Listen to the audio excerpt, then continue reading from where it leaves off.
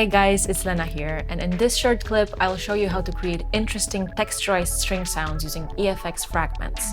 Let's get into it.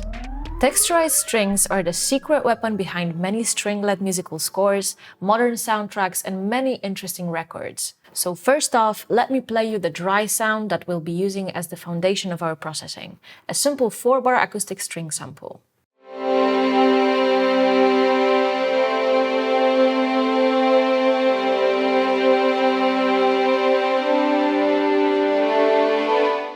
And this is how it will sound at the end with Efx fragments applied.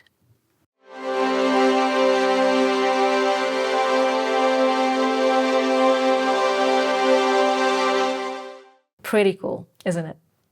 To start, let's open up a DAW session, drag your favorite string sample sound onto the track, and enable one instance of Efx fragments on top of it. Once that's ready, we can start our sound design. First thing to do is to use the texture mode in the grain release block. This is because the texture mode is specifically designed for creating multi-layered grain sounds. Let's set it to 32. We can already hear the difference as the sound gets thicker.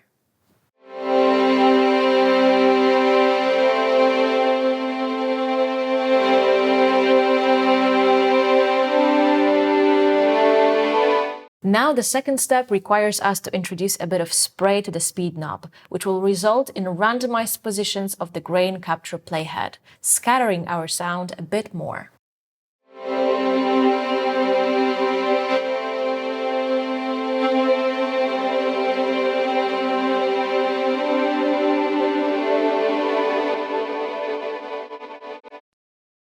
Moving on, let's introduce 40% of positive randomization to allow the grains to extend in size, giving our sound even more movement and allowing grains to overlap even more, like this.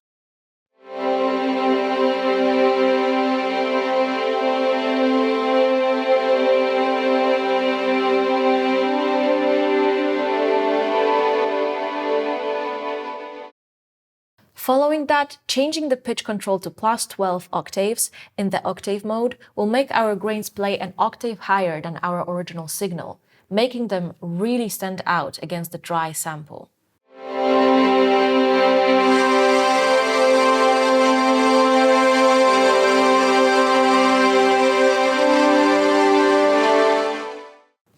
You can experiment and set whatever pitch value you will like the most. The next move will be crucial. We will now add the intensity macro to the random control of the pitch knob and increase the macro to around 50%, like this.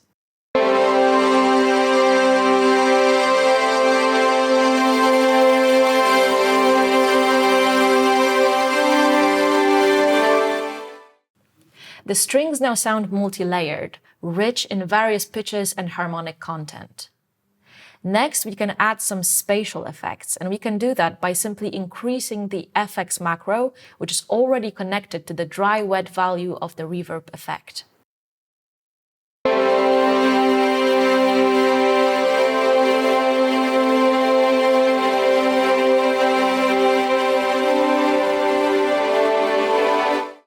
The sound is almost ready, but we can add one more interesting thing to it, which is the backward grain playback. By setting the ratio of the forward and backward playing grains, we can enrich the sound with 20% of the grains being played in reverse, sounding like this.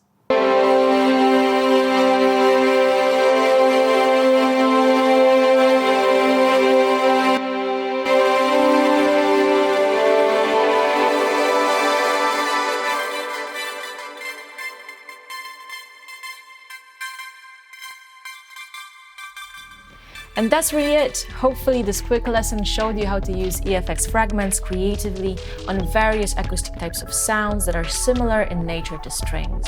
Make sure to experiment with it to create your own unique settings and flavors. If you want to see more how-to videos on Efx fragments, don't forget to leave a thumbs up, subscribe to Arturia's YouTube channel, and sign up to the newsletter. Thanks for watching, and see you soon.